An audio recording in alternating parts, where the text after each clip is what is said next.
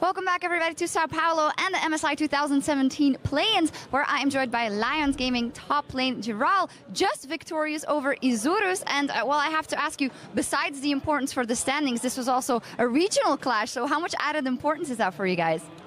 It wasn't too much pressure, but it's always nice to, beat our, broader region in Latin America South, like for the memes. And they usually like to make it like, kind of a rivalry of who is a stronger LAN or less. So I don't think it has to be that way, but Lion fans love when we play against Latin South and we beat them. So that feels pretty nice. Well, you guys also beat them quite convincingly. A statement game, I would say. You guys are now 2-0. The only team you haven't been able to beat is the Gigabyte Marines, and it looks like your biggest opponent to advance. So how big are the chances that you can beat them the next time, and your chances in general to advance? I think we have pretty good chances. Honestly, the Marines were a lot stronger than I thought.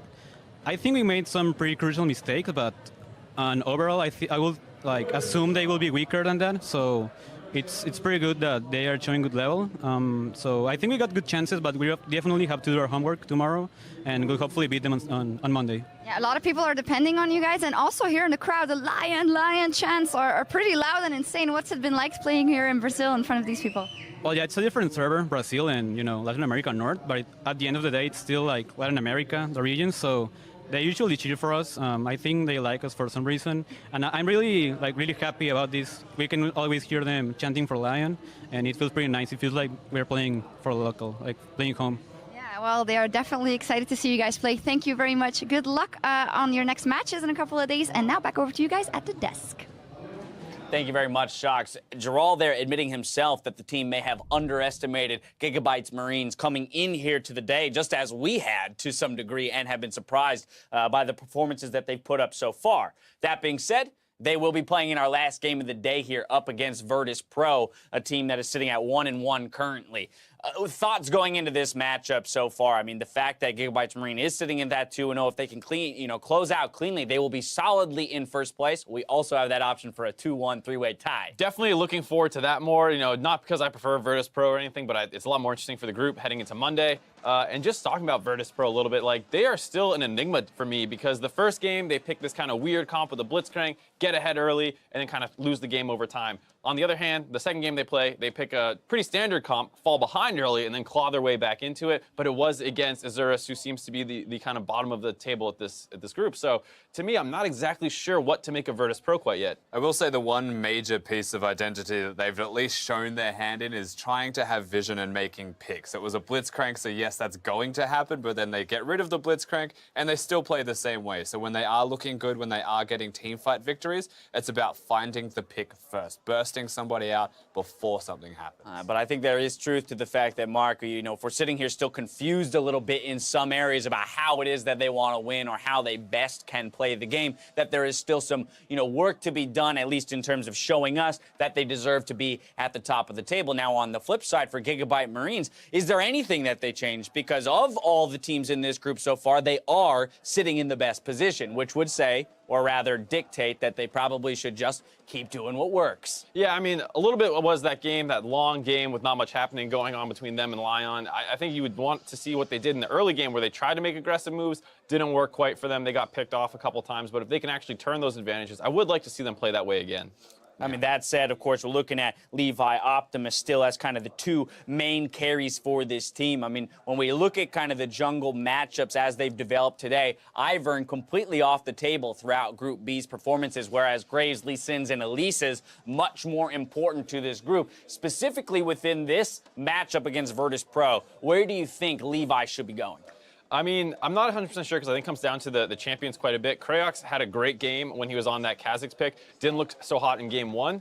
And so you might want to force him off the Graves again and get him back onto the Lee Sin, a little bit higher mechanical barrier of execution. Falls off a little bit more in the mid to late game. That was the game that they actually ended up losing. So if Krayox is actually that important in their team fighting, keep him off something that's going to become relevant late game. Yeah, I was going to suggest along the lines of Lee Sin, most importantly to take that from Levi, but to see it for Krayox, just because if you want a playmaker, you want to actually generate picks, then that'll work for Krayox. But Levi's a superstar player. He should be able to get a personal high mobility carry. All right. Well, there's a couple thoughts on what might be the case for either of these teams to come away with a win. I want to look at the mid lane, though, as well. Optimus versus Paranoia here. Paranoia has gone for that Talia. What are our thoughts there? Because I don't know. Talia, to me, feels like such a high execution champ. You actually have to get her out of the lane and let her affect the side lanes, as opposed to, say, something like the Orianna, which is just about laning and getting to that team fight phase. And to put it simply as well, the Talia is hard to execute, but he's now playing against Optimus, who might just pick Ahri and might just destroy him, especially if he tries to go to those side lanes, because the 1-3-1 is something that the Gigabyte Marines can do. All right, well, we've arrived at our last game of the day, ladies and gentlemen, so it's time now to send it over to the casters to bring us into Game 6.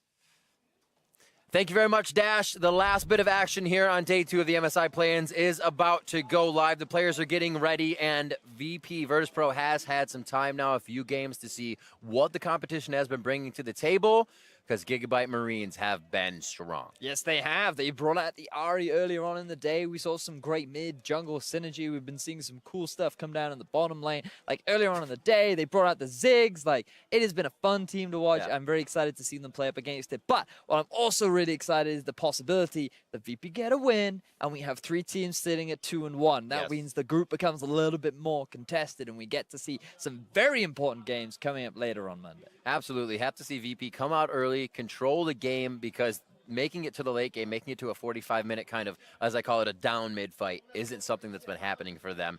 They have, as the analyst has said, a little bit of vision control has been there early. They need to use that to catapult something into a snowball, though, because Gigabyte Marines, they can play from the deficit, as we've seen, but mostly just from the get-go. They have the early fundamentals, and they win the laning phase. I'd also like to see Gigabyte Marines not forget a ban this time around. I feel like that would be a valuable thing to pick up if they possibly can. Playing hard mode. Yeah, I mean, it definitely is adding a bit of difficulty to your drafting, but it seems like when we look back at their draft, they definitely did draft themselves a bit of a team fight composition. They had a lot of disengage with things like the Gragas, the Lee Sin, and it does feel like the Lee Sin is becoming a bit of a priority jungler for a lot of these teams, and I'm expecting it to be one of the more contested ones coming into this draft right now. Yep, well, they were obviously watching that last game. Galio gets banned out first from the side of Gigabyte Marines, and they'll see the Zillion. Can't kill in the Zillion, so they take it out right away. 18 seconds here as we're in phase 1 for Virtus.pro. Now, that was played by Optimus earlier on in the day with the whole Ziggs comp that they had drafted for themselves. He was pretty good with those ultimates as well, so he was keeping a lot of his team members alive. And the fact that we're seeing the Galio taken away from Virtus.pro definitely means that they do not want to be playing against any of these protect the 80 carry comps. So far, 3 members of the composition we just saw coming in from Lion Gaming. Almost. The Kazakhs, however, is different. There's the Ziggs banned out from Slay. Definitely grabbing respect from that. It feels so good to get a champion like that on an opposing team's ban list when it's Ziggs.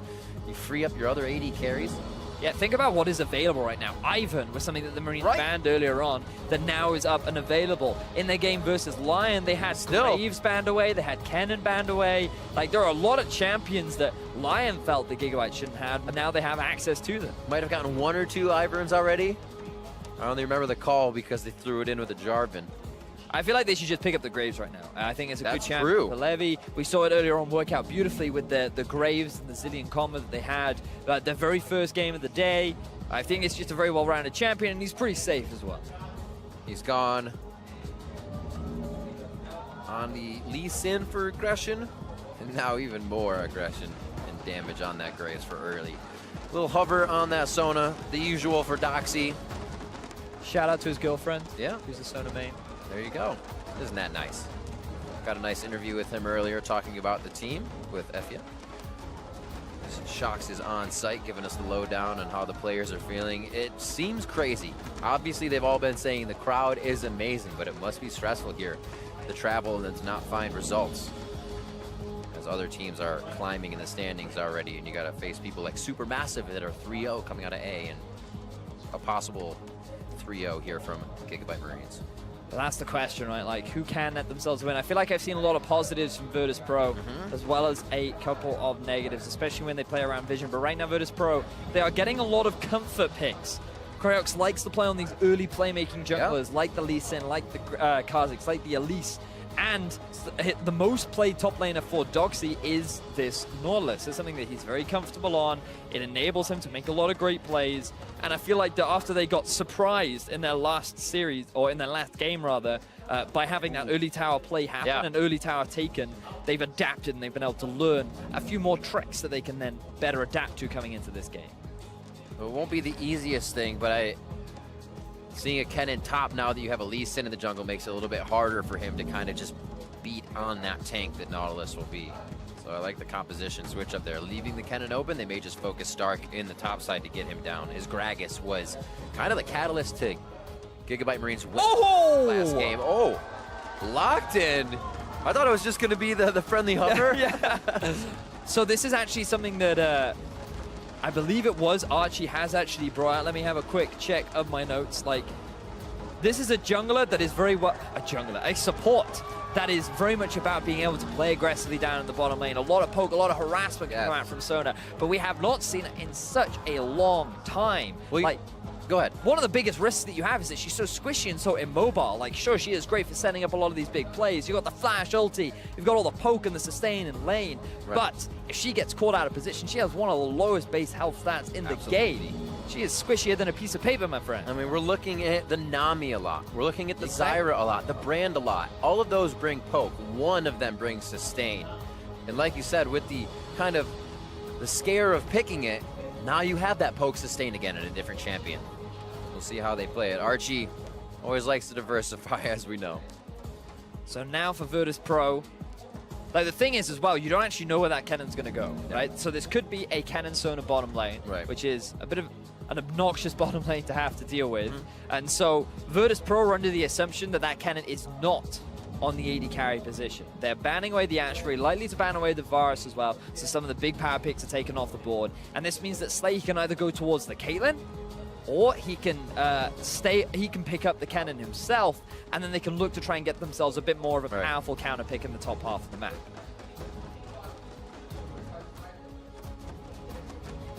Hit up Optimus. Optimus still has his Ahri to pick in here. If it is not taken away, still a safe pick that could be grabbed by Virtus.pro without really seeing what's in mid.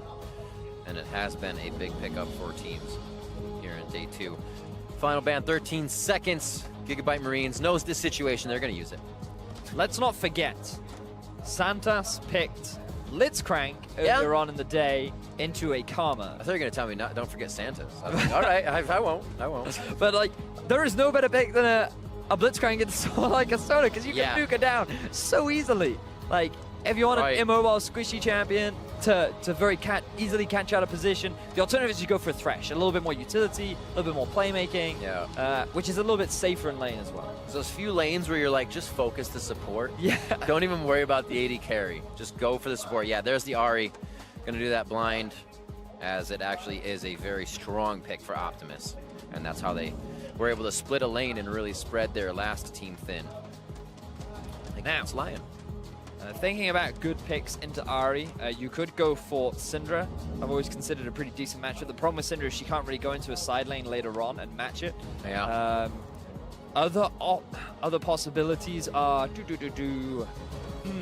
I think it's risky to go for... Still have the Echo, you can play safe. Oh, no, you don't? Echo's been banned away, yeah. You could go for an assassin like Talon or Zed, make it a little bit more of a skill matchup. Yeah, you have a good amount of AP around the board, you're right. Yeah, you do.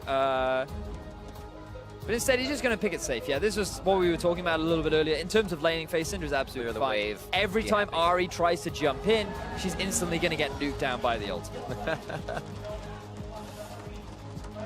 What will the last pick counter be? I mean, there's a real good possibility that it can come out. No, I think it should be the Blitz as well for that bot lane. However, people do kind of see the Blitz. It's not as it used to be, as Mistake would take it, right? And then kind of control the game. But the Blitz is kind of that one-off. You're going to pull somebody in, but it doesn't make the composition. So it looks like they decide to go with something else. The Gragas gets put into support. This is what Stark used, as we said, They're gonna flip it. I mean, it could go either way. It could go They are either way. They're gonna flip it. More strength than CC all the time from Santos on Nautilus. You still have the hook. You still have Yeah. all-in down the bottom Absolutely. lane. It does result in a powerful all-in bottom lane for the side of Virtus.pro. And the Gragas holds out a little bit better into the Rumble because you have a little bit more sustain. You can trade a little bit more effectively. So I think Virtus.pro, they're pretty happy with their draft overall. They have, too. yeah, they've got a great setup around the map. They have a favorable bottom lane in terms of all-in, but they will sustain a lot of harassment, and that'll be the same for Rumble. So in terms of early pushing power, it's definitely in the favor of Gigabyte Marines. And what we saw from Levi earlier on in the day was he is an individual that knows how to use pushing lanes. He will come into your lane, he will stand there, and he will chunk out your turret using the effectiveness of this Graves. We'll have to see how fast the junglers go off. In this one, it's been a lot between them in the first 5 minutes. The laning phase has kind of relied on them, and it's been all about 3 buff starts or just denying buffs to start. Final game here, day 2 of the MSI play-ins. Gigabyte Marines 2-0 versus Virtus.pro 1-1. Their victory here would give us quite the tie in Group B to start things off. And I'm excited to see a Sona, Riv. We haven't seen a Sona in a while. Are you ready? I'm ready for the Flash ulti, into Rumble ulti, into Cannon ulti, into the, I don't know what you'd call that, the slicing, I don't even know what Sona's ultimate is called. The slicing crescendo. The slice, oh, that is so cool! There you go. This is why you're the play-by-play. You're ready. All the knowledge just pours out of the beard. Gigabyte Marines versus Virtus.pro. We are going into game, and this is imperative for Virtus.pro. They've been off for 2 games now on the day. They've been able to watch the last 2 of Gigabyte Marines, Lion, and then Lion facing ISG. So they have an idea of what Gigabyte Marines' play style is. And here they go to the bot lane. They're thinking, we can already get the Sona. The Slay is just on the outside, and they miss his coattails. Good respect there from Slay, aware of the possible map movement from the VP lineup down to the bottom half of the map. But Gigabyte Marines, they're going to very swiftly use this as an opportunity to get a bit of deep vision down. They want to spot out where Kreox is starting his jungle pathing. Stark wants to know how much he can push before he should consider a possible jungle gank. Well, they may very well go for a pick themselves, as Doxy could very well drop a ward to see if their buffs end up getting stolen. This is the kind of stuff I like. We see a lot of gentlemen's agreements to where somebody will hit raptors, you'll mess with a raptor, you'll hit something, switch it up. Everybody showed bot, try to show in the jungle. All right, the auto attack hits it up. Doxy's like, thank you very much. He's going in again. He's gonna go back. He's safe. He's safe. He knows what he's doing. He's good. He's doing that drunken master. Just gonna waltz in and waltz out. The drunken fist style. So great wards by Gigabyte. Yeah, Start. good deep vision coming out from the side of the Gigabyte Marines. They used it pretty effectively, were able to punish Doxy. He's now going to lose one of his health pots, which will make sustaining in the matchup a little bit harder. But regardless, the damage has been done. Gigabyte Marines, they will steal away the red buff. And you can now look at the pathing of Kreox. They know that the Gigabyte Marines were a little bit slow. He's feeling pretty confident that he can move into the enemy jungle. And as long as Paranoia looks to play a little bit forward in the laning phase, he can feel confident that Syndra won't rotate down. And you can even see him, he's hugging down towards where Kreox is. But also coming is Levi, looking to get this flash out of Paranoia. Every time he tries to get that flash out of the opposing mid laner, this time it's an easy walk out, as Paranoia was already playing a safe side. Well, the question is, Levi, could he walk into Kreox? No. Oh, whoa. I wondered how many autos he was going to get in there, not knowing exactly where Levi was. But Kreox is saying, I'm going in if you're going in, and the jungler's here. Message was sent. Message sent. He wrote a lovely handwritten letter. Dear Optimus, I wish to pay you a visit, and now I will leave. High five. Great seeing you. Until the next time. So still level 2 for both junglers. Levi has, in fact, just picked up level 3. Let's move back to the bottom lane, because we actually haven't had a chance to talk much about it, seeing as we are actually running with a Sona Kennen bottom lane. One of the rarer bottom lanes, something that you don't very often see. And as we talked about early on, it's actually quite oppressive in terms of the amount of harassment that you throw out. Sona going to be taking a couple of early points in her Q so that she can get this damage down, but there might be a kill in mid. Oh, the exhaust comes down immediately. Paranoia's going to get saved by the safeguard. He goes down to last hit from Optimus. This will be a cleanup, though. It is first blood, but a little bit of gold to Kreox, a little bit of gold to Paranoia now. So, Unfortunately for Paranoia, he stayed around a little bit too long. Optimus was able to get that solo kill, but Kraux, he was reading the setup. He was understanding what was happening around this middle lane, and he was there relying in wait. Now, this could have been very bad for Optimus, because if that wave had hit the tower and bounced back, then that would have resulted in a big experience advantage going in favor of Paranoia. But Levi, he comes to the mid, he makes sure to push in the minion wave, Levi. and the minion wave is now going to get soaked up by the tower, so it's not that bad as Archie now gets hooked up. Teleport topside, so that he's won't dead. be coming bot. The auto travels with the flash. One of the most unfortunate events, and they will be able to play on that again. Riv, do you remember us talking something about, like, I don't know, Archie being, like, thinner than paper and, like, being super squishy? Like, that's what happens when you get hit in the face by an anchor. The all-in power of this Ezreal. And what happens to paper when it gets wet? It crumbles. Exactly. It's even worse. And that's what Santos is doing. The slows, the hits. You were right. The lane is playing out in the way that they just focused Archie. And that flash down, summoner heal down, they're going to keep going. But this is exactly the way in which Archie didn't want to be playing the lane. Like, he should be using the minion raise as like a shield to harass, right? But instead he walks up too far, he ends up getting punished for it, and now VP, they're not going to be too afraid of actually the sort of pressure that Slay and Archie are looking to put out. You can already see a big CS discrepancy starting to develop in the bottom half of the map. They have that pushed up to the turret. Luckily for Slay, he's happy to get back and soak it up. We'll see what these first buys are. Obviously, building in lane scaling items for blasting, but that doesn't mean Santos can't get in again once that ignite is back up and just take down Archie. Kriox in his own jungle, able to kind of just pick everything up. Levi not having as much of aggression game inside the opposing jungle. Meanwhile, Stark, he's being as aggressive as he likes up in the top lane. Now, as an individual, Stark is very well known for playing these sort of champions, right? We talked earlier on about how he likes to play things like the Renekton, like the Kennen, like the Jace. Rumble really does fit into his repertoire where he likes to have control over his laning phase. And along with Levi, while he doesn't necessarily get a huge amount of jungle attention, Levi is very good at taking advantage of this pressure, especially on champions like Graves. You do not be surprised to see him move up to the top side of the map when Stark gets around level 6, where they'll try and look for a dive, or they'll look to try and get themselves an early turn. And they're both bash buddies as well. They'll go in together. That's the way Stark loves to play. The champions you just mentioned, Jace, the Gragas, now Rumble even. You face first when you're going to initiate. You throw the equalizer down, you say, here I come, right? Gragas body slam, Jace to the skies. He loves that all-in play. And Levi helps to be the catalyst with those plays. The one kill so far to Optimus in the mid lane. That Syndra pick was last. To see what he could do against the Ari in mid. Hello? It's just, he gets stunned. He got the end of the line against the wall. It doesn't come back. I thought it hit the wall, but absolutely gets taken out. He was waiting a minute, checking the map, and stood right in front of Levi. Yeah, there was a moment where Krox literally just stood there, and he was like, wait a minute, and then all of a sudden Levi comes out of the bush. Optimus gets the stun. It's like he was standing in the bush. He goes, Kriya. Yeah. Like, what was that? Yeah. What was that? Guys, did you hear that? Paranoia, is that you? All right, so VP's going to head back towards bot. Getting a few plays for themselves now here as they try to gather what's happening to the top side.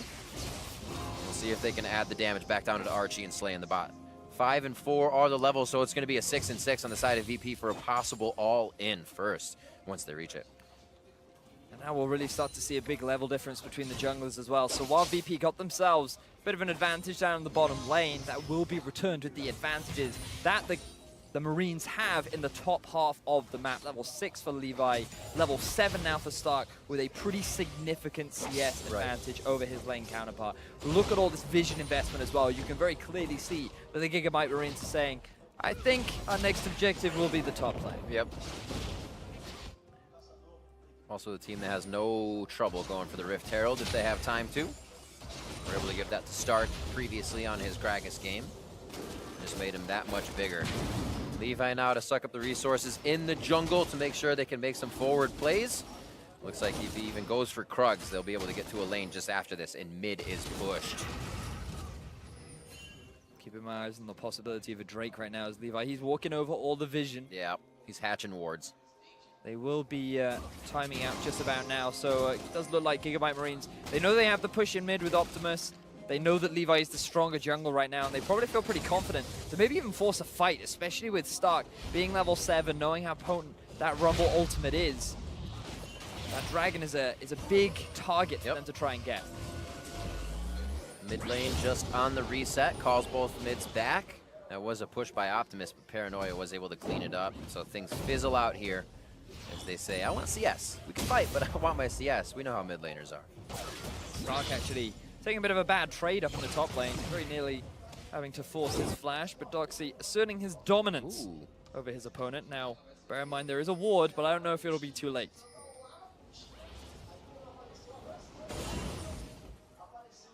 Yeah, quickly gets himself out. Oh, very nice equalizer, hits it. Will they get the scatter? He does, throws down the unleashed power. What a dodge! The heal from the ability use. He's gonna pick up a kill for himself too. The final few plays from Doxy gets himself a kill. Best case scenario for Doxy, that extra tower shot, the side steps, the W, everything coming together in order for him to get himself the return kill. And now the pressure comes out from Virtus.pro onto that mid lane tower, but also worth praising Optimus. He flashed in, reading the flash from Doxy. He knew the play that was going on in his mind. He's able to get himself the stun, but they were just expecting a little bit more damage to come out off the back end. They were expecting to just nuke Doxy down before he can get away. Now a dive happens in mid. One good play to match another in the top, so will we get one here in the mid? Teleport comes in as Stark says mid's pushed, or top push, sorry, mid needs to be pressured. And Creox does get out alive. That equalizer is down halftime right now, so waiting on the engages, but Gigabyte is playing very fast to make sure they don't lose any pressure. See this again for the top side. Now you can see that the path that Optimus takes is a slightly longer one, but it also gives Doxy the least amount of time to respond. And notice how well he predicted the flash coming out from Doxy. The small bit of health regeneration that Doxy ended up getting, Stark felt like he had to go for the flash, but it didn't end up costing him his life. And when you invest two members into a single gank, if you're able to get a return kill, that's absolutely fine. And now he's the one in a CS advantage. He's the one that's actually gotten himself a very early cowl. And now this laning phase is going to be a lot more optimal for the strong top laner of Virtus.pro. One big thing that really helped there was that was his first TP back to lane too. They've kind of been hanging out there. So he got to get back and get the wave at 4 or 5 caster minions that had not cleared out. 200 gold lead as we're pretty even on the home front here, 11 minutes in. Junglers having an assist in the kills, and also bringing that pressure to the mid and top side. What we've seen in the bottom has been quite the bottom today. Really not a lot of jungle pressure coming down there. Nope. We talked about it at the top of the day where really from all these teams, it's all about those mids and jungle, right? Like that's what we're expecting to see. You've got players like Paranoia and Optimus, along with individuals like Emp, as well as a fight in bottom lane. Slay going down, possibly gets a good heal, gets the hit. There's the crescendo, slicing Maelstrom just on the outside, more of a stun bot than doing damage. And you can see Archie trying to stay in front of Slay, but the Mystic shots can't be matched by the Shurikens. So just a lot of summoner spells burnt, the all-in power coming in strong from the side of Virtus.pro. But now, Gigabyte Marines demonstrating that their all-in isn't too bad either. And we see Creox and both junglers, in fact, moving towards the bottom side. They're primed and ready. And you talked about jungle presence in the bottom half of the map, Riv, but it looks like they want to get involved. Whoa, well, Midnight might not be joining that. If it is, it's Paranoia. Optimus, with the blue buff, still has the power to make this fight happen. He might try to bait that in. A little smoke screen over the wall, as that has been a push-up by Creox in the bottom as he's hatching that ward. Now notices as he gets a little minion love. So VP not able to find a successful gank, and Levi just hanging around the mid to basically say, you know what, I'm tired of you harassing my mid laner. Now we have an all-in the top. Throws the Leandri's equalizer down, not doing as much damage as he wanted. And thought he would just be able to kind of stall out Doxy on that play. Nothing came of the bottom play. Creox already going to the mid lane as he is just moving. Him and Levi get some freaking flyer miles on this game. They are everywhere. I wonder if there were a bit of mind games in that top lane all-in, because Stark, I feel like, should have died. Yeah. But Doxy was just afraid to commit because of the possibility of a jungler. Now we see an all-in from the bottom lane of the game. Threads it through the minions. Casters to melee. Crescendo's down about 75% on that CD right now, so they'll be able to walk this one out. And there's the sustain. Kind of, you would get that from a Nami, but now you can do a little bit more damage with this Sona, and they just push them off. The VP, they did what they wanted. They're able to get a bit of chunk damage down. They ideally would have wanted a kill, but with the presence of Levi and a big minion wave, they decided that they cannot commit. So returning to normality. But keep your eyes on Crouch. He's hanging around the middle lane. He sees the mid wave being pushed. He's not going to find any avenues. The Dragon's still available, Rev. These teams already putting much value on getting that early Cloud. It's a windy, windy day on the Rift, Phidias. It seems like it'll stay that way with Cloud Drake. Clean up in the top side as Stark has his lane pushed. He looks for a little bit more. Almost got the charm. Collateral damage as well over the shoulder of Optimus from Levi. And Paranoia is literally getting everything Gigabyte Marines have to offer today. He is having a rough mid lane. Now he has been forced back, so the Gigabyte Marines feel confident to go for this play. Creux gonna make a cross-map play. Yeah. He realizes, you know what, I can't really do anything in mid, can't do anything bot, so let's try and get ourselves a tower up top. And the fact that Doxy has been playing this matchup so beautifully enables them to take down this structure and get themselves an even further goal advantage. Doxy absorbing that pressure. We just spoke about Paranoia having a rough lane, but almost even in CS and only died once to everything that actually has been in his lane. So some early game praises sung to Virtus.pro as Gigabyte Marines still making their own moves and still getting their own results. Here possibly stopped on the bot side by the turret. Gonna knock him back right into it. Oh my word, Levi is just stuck under the turret for an extended period of time. Very nicely done, and the teleport alert wasn't even enough for Gigabyte Marines to get out. Ends up being a 1-for-1, but great decision making from VP, realizing an opportunity and taking it.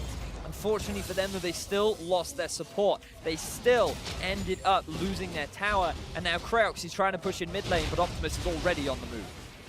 See how much he can get. He may be able to just get a few kicks in and head out towards the top side once he sees him.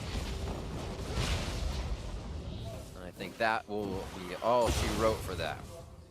So Virtus.pro, they tried their best to defend that bot tower. They didn't want to sacrifice it after already losing the Dragon. And the setup was actually beautiful because you get a great flash to lock Levi into the wall, the ultimate followed by the Nautilus ultimate as well. But then you have the slicing crescendo to shut down the Nautilus, preventing him from being escaping the equalizer that was just burning through that heavy armor.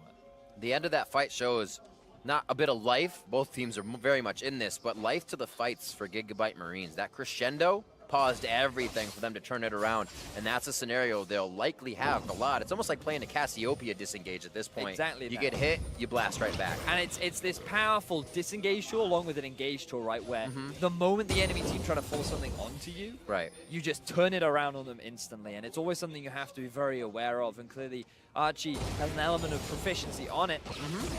And so VP, they have to always be wary of whenever they try to force those all-in engagements. See what sonnets he can write us. Beautiful songs as he plays amongst the Rift and his members.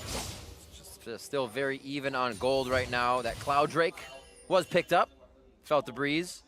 Gigabyte Marines himself a little bit more movement speed as sonic booms start to fly from their rear. So now things have slowed down just a tad.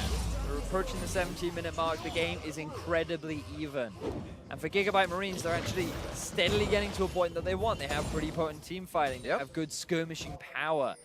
The fact that they have this big wombo combo available to them is something that VP always have to be wary of. But VP, the fact that Paranoia actually going for the Gunblade first, very interesting itemization choice. Very similar to the build path that we saw from the likes of a LeBlanc. And it is very much a dueling, split-pushing style of play. So they're likely going to be looking to move Paranoia off to a side lane. They've already demonstrated that Doxy knows what he's doing in the 1v1. He's holding his own very effectively against Stark. And so we're likely going to be seeing this overall map movement of all three lanes from the side of VP. I think they're going to pull themselves into a fight in mid regarding the fact that they only see 3 VP members. They back off, though. Virtus.pro. Doxy makes his way to the bot side to start farming it out with Stark. We'll see what Optimus and Levi can do here in the mid lane. They should be able to get a good bit of damage, but is it going to be Doxy's ult? Well, she's actually down, so it will not be his ult. He used it to disengage the last fight we actually just saw in that river. Any Ari players, by the way? Ooh, flash engage. Santa scattered as well. The ultimate goes over the wall, puts the shield down. He gets himself safe. 3 ultimates taken by Santos. What can happen here for Gigabyte Marines? They might have to back off, but can VP find a way back in? Scattered away, Paranoia has nothing to offer with half cooldown on a Spirit Rush. Top lane's gonna get taken by Gigabyte Marines, and while things are fizzling out, they're playing such a nuisance game that VP is not in the right spot. Think about all of the different plays that happened there that went in favor of Gigabyte Marines. They forced a flash onto Santas to try and get themselves a very quick kill, because even if they don't kill him, he's forced back to base. Blasting is now left in a 1v3 effectively. It gives Gigabyte Marines full control over their jungle. Paranoia is forced underneath his turret, which means that Gigabyte Marines can very effectively take down that tier 1 in the top lane. They've now gotten themselves a tower advantage and more control over the map. So it doesn't matter if they didn't get the kills, it's all about the pressure, and it's all about the ability to take these structures down, because at the end of the day, that's how you win the game. Yep. Doxy's gonna have to very much so play a Gragas reminiscent of Starks just a few games ago against Lion Gaming. Be able to go in every initiation, whether your team likes it or not, they'll follow you. And we saw that being the victory. Here, Doxy 2-1-0 is able to absorb quite a bit, but we still have a while before it seems like they can set up a fight. Dragon in 45 seconds, Baron in 30. Yeah, Slay's going to have to clear this minion wave out pretty quickly and start making his way down. Surprised that they would actually send Stark down to the bottom lane. Because, I mean, he still has his TP available. It'd be much better to have him going up against the Gragas. And sure, while Slay could very easily out-duel the Gragas, it's going to be difficult for him to get involved around this dragon fight. You really do need him when trying to set up vision control around that area. So, very important dragon coming up, especially for Gigabyte Marines, who have this very potent team fighting composition. And so if they can get themselves that objective, they're setting themselves up nicely for the mid game that is fast approaching. Bit of rotation from Doxy. Might be able to route right around Optimus here. Good vision coming from both teams. Santas is out.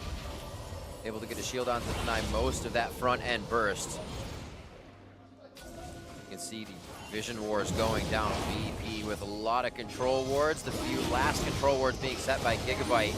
But if they're already in place, that's what gives you the power. And that's why Gigabyte Marines again to the Dragon first, and now with hardly any contest coming in from Virtus.pro. Oh, and now the fight starts. The equalizer goes down. Nice disengage as well. Doxy over on the side, as a lot of things are happening from the fog of war here for Virtus.pro, but they can't find the members they want to engage on. See if they can work around the ball. A good quick 3-stun there from Slay to stop that pressure. Yeah, mid's still going to go down. Which is a very good advantage. Now the fight continues. Depth charge, double hit, Levi and Optimus on the back. Can he get the ult through? Tries to scatter, finds his target on Paranoia. Threads that needle, but can the team get behind that damage? Virtus.pro is doing what they can now to drop Stark. And it looks like Creox will be able to find himself a Levi in the jungle.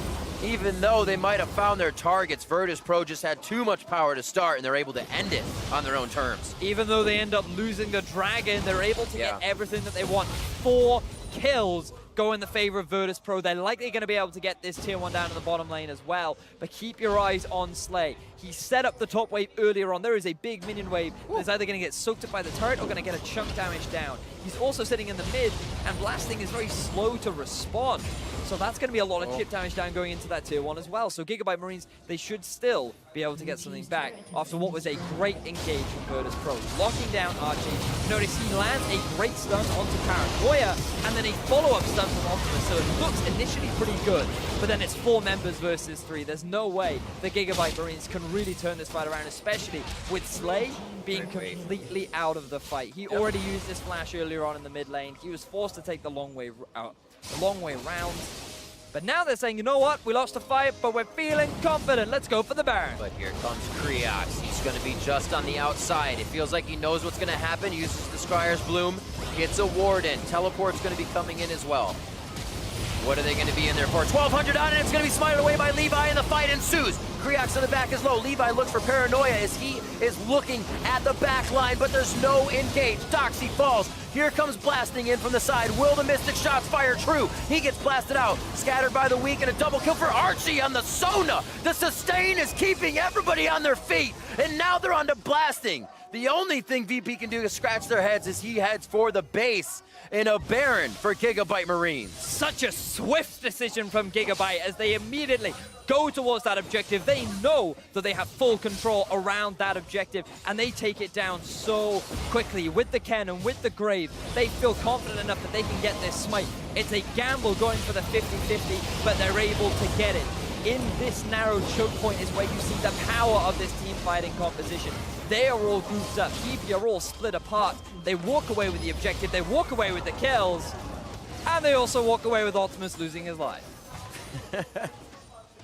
It's always too good, right? It's always too good. You want a little bit more because the plays are feeling great. And why shouldn't it? We saw the fight that VP won kind of down at Dragon to take bot turret. But like you said, Slay had the top turret pushed. He took down mid. It racks your brain to feel like you get that play and then look at the other side of the map and everything is pushing in as you wished you had that set up too. And this just demonstrates the skill that Gigabyte Marines do possess. They understand about not only just playing around a single lane, they actually understand how to play around the map. The issue that we're starting to see is their team fighting is not actually the strongest. Their coordination doesn't seem to be exactly on point. And that is a strength that VP certainly have. Their ability to make these fights happen is wonderful. But then they're not really playing the map properly. They're a little bit too slow on the trigger. Now Paranoia, he's going for the hero play. Oh, he does have a few on him. All he has to do is buy some time here. One more Spirit Rush, get some distance, looking for the minion block. He's going to have a bit of the HP back on his Orb of Deception. But now it's the team. Can they capitalize on this? You lose a member, you want to get revenge, but they play it smart. And they're actually going to have to back as they're getting routed to their turrets. You would think that with a name like Paranoia, you would show more respect and no vision. Instead, he ends up losing his life. And the Marines, they end up walking away without losing any members. They're going to get themselves, the turret. And they're looking to break into the base of Virtus.pro. Still looking for Blasting to fly under the radar and come out in these fights. 5-0-4, but the team of Gigabyte Marines stays together so strong that Blasting is forced to be shooting different full HP members as they micro themselves in and out to get the right plays. Now the turret's not even really there for them as they start to siege and engage under them. Equalizer goes back with Graves coming up. Levi's able to drop those super fast as well. Optimus? And Levi cannot drop the minions fast enough. Turrets are going to go down as Blasting is just a little bit stronger on that. Levi gets locked up. He's the damage they need to drop the damage dealers, but it's not going to be enough. Kriox falls. There goes Santos and Paranoia. Stark lives with a sliver of health as he gets himself to safety, and it's a triple kill now coming in for Slay. Also flying under the radar of game, now exploding behind his team. And the fight isn't even over yet, Slay. Looking for the heals. Mystic Shot going to take him out completely. No slow to Archie there, but he doesn't have the movement speed for the spells to use. Now we're going to be locking this one down. It's always staying a bit too long, and both teams have that problem. Now, while Virtus.pro have the kill lead, unfortunately, they have no control over this game. Optimus even ends up dropping, but just look at how much damage Virtus.pro end up taking. Archie with an ultimate down onto Kriox, not really the target that they want to be landing on, but then Slay, he's free to do all the damage that he wants. The slicing Maelstrom onto 3 members, really able to just shred through the lineup of Virtus.pro. They want to stick around for the inhibitor though. They feel good enough that like, we'll be fine, we got this. And then Doxy comes back. They end up losing a couple more members, and the bloodshed continues. Oh, does it? 28 kills. Oh! There's the hit on Paranoia. Redemption coming in. Zanya's is going to be there, but it's only going to be for Solo. Oh, Paranoia's going to burn down. He just stays. He knows what happened. Stark coming up with a beautiful setup for the team fight there. Kriox looking to get onto Levi, but he's not going to have enough distance, and he doesn't really have anywhere to go. Was hoping to use Doxy's ultimate, but pulls the team away so his team can get away safely as Gigabyte Marines again come back from dying to start the batting order once again. And it doesn't matter if Optimus dies because you still have Levi, you still have Shy, and you still have Stark. The Gigabyte Marines have been dominating the rest of these fights. Virtus.pro have not been able to get the setup that they want, and now picking themselves up another dragon. There's still an inhibitor taken down. Gigabyte Marines are free to do as they please.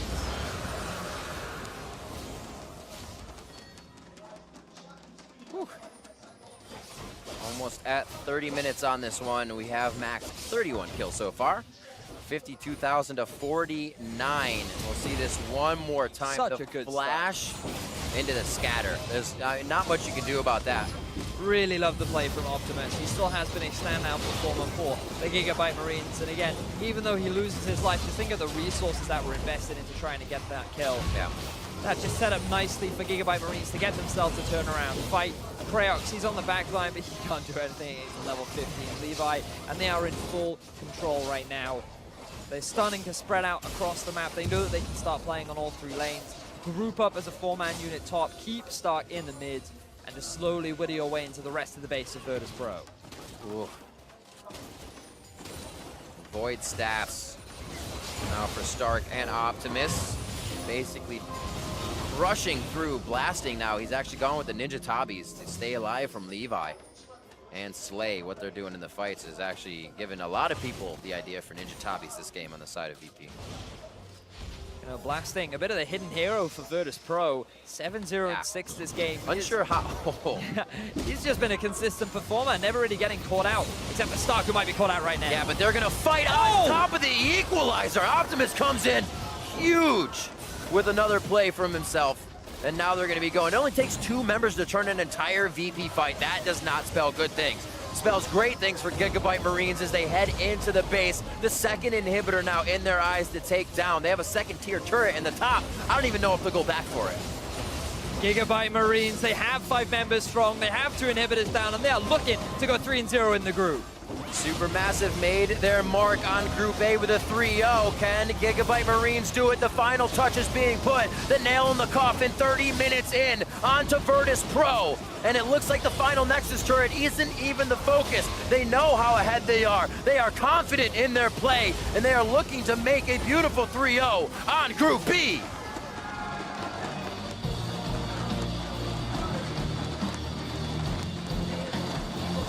Another great performance from the Gigabyte Marines.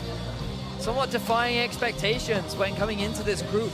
My eyes weren't necessarily set on this team. Like, for sure, they were dominant in their own region, but then you sit there and you wonder, like, how well would these guys really be able to form? They were considered to have a better understanding of how to play the macro in their own region. Right. But to the rest of the world, how would that compare? And what we've seen is they do actually do a great job of playing the side lanes. Even though Virtus.pro won that big fight in mid, they were still getting other objectives across the rest of the map. And while sure, some of their team fighting, I would argue, is a little bit shaky, when they get themselves those significant advantages, the way in which they collapse, the way in which they coordinate, just demonstrates the strength of this team and why they now sit at the top of Group B. It also kind of clears up my idea earlier of the teams are drafting teams by what they see. We saw a lot of, all right, I'll take this because you have this, and not teams coming in to say, this is what we plan for today.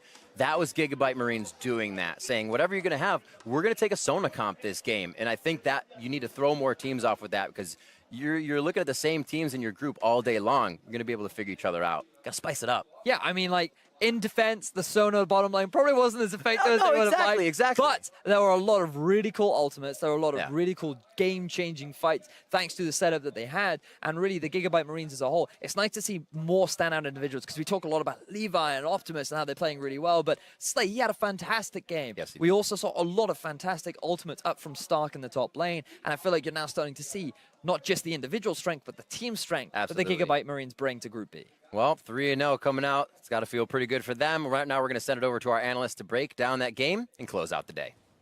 Thank you very much, Riva. I'm sure that they are riding a high there over on Gigabyte's Marines. Finishing the day 3-0 is going to feel fantastic moving into the final day of play for them here against Virtus.pro in our 6th game of the day. And once again, we have some new picks coming through. We talked about it. We teased it at the beginning of the day that some of these teams do like to lunge for that Sona pick. It comes through here. Maybe not, you know, showcasing the most brilliant Sona play in the world, but it's effective next to that Cannon ADC up against a Nautilus Ezreal lane of all. I mean, the way they picked it's a little surprising to me. They basically blinded it early on in the draft, something that they hadn't done all day. And it's one of those things where, like, if your priority is that high on Sona, if you really think it's blindable and a strong laner, you would be picking it most of the time in that situation if it's like a Karma or a Lulu. And the fact that they had him in doing it, it's surprising to see it here out of nowhere. I don't know what they saw that was different in the draft that made them want to do it. But at the very least, they show that they can play it. A little disrespectful to the Nautilus early in the laning phase, gets caught out once, but they were good after that. Yeah, and for what it's worth, the draft from VP was a bigger question that we had to talk about there as well, because they don't pick their support. It was actually the Nautilus, but saving the flex, getting completely banned out,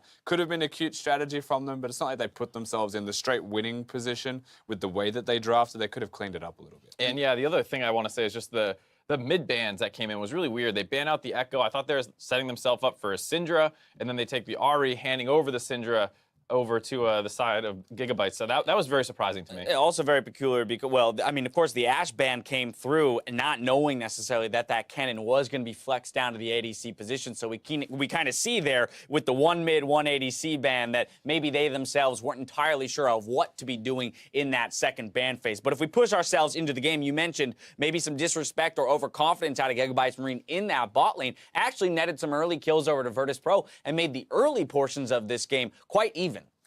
Yeah, the big thing for me as well, not just that Virtus.pro got the early advantages, but they got the Lee Sin for their jungler. That's a big pick for them. They have the early aggression to go with that Lee Sin. And by getting the lead again, we put themselves in a position where Virtus.pro, they have an advantage, but then they hit the mid-game one more time where everybody seems to be struggling a little bit. Yeah, everyone's struggling with that. This group, scrappy early game leads to what was a decent kind of setup for this mid-game team fight that ended up kind of crazy. Yeah, we're going to run two fights back-to-back here, one going to each team. The first one coming 21-24 into the game. Virtus.pro going to come out on top on this one, 4-for-1. And then we're going to have the Gigabyte Marines run it right back. Yeah, so what happened was you see the Gigabyte Marines picking up the Dragon. That gives the inside track to VP onto the mid lane, and then they catch them out trying to get under the turret and collect the CS and stop that from going down. And obviously, it goes horribly wrong. Nautilus able to hook out a couple members there and start that fight off. Something that's nice to see out of the support, a little extra beef that sometimes is lacking with a lot of the current support meta picks. But one thing I can appreciate, Rusty, is the fact that the Gigabyte Marines run it right back. Not a minute and a half later, we have another fight developing, this time around Baron, with a really awesome, kind of forcing call here out of the Gigabyte Marines. Pretty much no hesitation. After losing a fight, they go straight to the Baron buff. You could say it's desperation, but they have the window of opportunity, knowing that VP had gone back to base, catch them with their pants around their ankles, and just actually find their way into this. Unfortunately, Mark, they didn't actually go around the right way, VP. They could have won this. Yeah, I think we were both talking about how, you kind of get baited into going for the 50-50 smite steal, but if you play it a little bit calmer and realize that they are burning all their resources trying to take this Baron down, you just wrap around, force them into the Baron pit and collapse and kill them all, which we've seen happen a couple times where teams go all in on that Baron, and then they're the ones who end up all dying. That could have been a situation for VP to sack the Baron and go for cleanup. Especially given the fact that Gigabyte's Marines weren't running a tank composition, right? We saw how much damage they were taking just from the Baron itself. And then to that point, though, I do feel that Gigabyte's Marines in some of these fights did play it intelligently around the fact that they didn't have a tank, right? So we saw them, they're dancing in and out, trading who's going to be the frontliner and absorbing damage at times, barely snaking their way through that fight. But we've mentioned in the past, we want to see Gold grasp that trend all the way up. This one didn't do quite that. So if I'm Gigabyte Marines, although I'm happy with the 3-0 victory on the day, having a game this close against arguably the weakest team in the group, given standings at this point, I've got some concerns still going forward in the group stage or in the play-ins. I mean, it's the kind of thing where you can't expect to win every early game, and one thing you can at least say about the Gigabyte Marines is that they are decisive in the mid and late game. When they were able to beat the side of Lion Gaming, it was a long stall-out game until they finally get that TP flank off, and it's a situation where maybe you're not the best team in terms of your individual play and always smashing early game, but they do at least seem to have this kind of shot calling advantage where they were able to force that Baron, and that's really what turned the game around. All of my solo queue teammates think that we should win every single early game, so I'm glad that you make it clear Sometimes to them it doesn't right now. happen. Sometimes that doesn't happen. Yeah, you can't guarantee the early game going your way. All right. Well, that's going to close out, of course, this 6 games of the day with day 2 in the books. Let's go ahead and pull up the standings, see how the teams are stacked. Group B has Gigabyte Marines in first place at 3-0 with Lion Gaming close behind them at 2-1. Virtus.pro will look to fight back from third, while Azurus Gaming end the day unable to find a win. They'll have that chance to fight back on Monday, but tomorrow, Group A returns for their chance at the MSI group stage. We start the day with Japan's Rampage trying to find their first win against Brazil's Red Cannons. Follow that with the 1-2 Direwolves looking to hand Turkey Supermassive their first loss. Now, once again, all teams in Group A will face one another, with one team coming out on top and promoting to round 2 of the play-in stage. That's a total of 6 games tomorrow. Gentlemen, with Supermassive out to that 3-0 lead, Red Cannons right behind them at 2-1, and what was a very exciting and close game between them just yesterday. How do you guys feel about this Group A going into tomorrow? I mean, every game's going to be important tomorrow, but if we make it all the way, the 5th game, of course, between Red Cannons and Supermassive will be the most important. I am looking forward to seeing that one happen. I think you have to be a little scared if you're a Red Cannons fan, though. They have been a little shaky in their games, and if they drop one before that match, they're basically going to eliminate themselves, because I think Supermassive is going to sweep their way up until at least that 5th game. Now, what about for the other two teams, right? Because we can't necessarily count them out. Mathematically, no one is eliminated just yet. But if we look at a team like Rampage sitting at 0-3, but given how close some of their games were yesterday, even if they're not going to make a run for first, they could really do some damage to the other teams with how they play tomorrow. I mean, you can always hope that you make the run. They have to beat a couple teams and then become massive fans of other people, depending on what matches are after them. So they have a long road ahead of them, but they can also just look at this opportunity. Like, maybe it is a really long shot to get out of your group, but you can still go up against much better teams than you're used to playing in your own region and learn a lot over the course of the last day. I mean, you could look at the Direwolves. They'll probably tell you they're still going to make it as well. I'm sure the confidence is still there. They're coming for the Koreans. I hope it is, to be honest. I want to see all these teams come out with fire tomorrow. And, of course, it will make for a more interesting day if we start to see those standings even up. But only time will tell. Ladies and gentlemen, that's going to do it for us. So on behalf of myself, the casters, and the entire live broadcast crew here at Riot, thank you for watching. We'll see you back here tomorrow.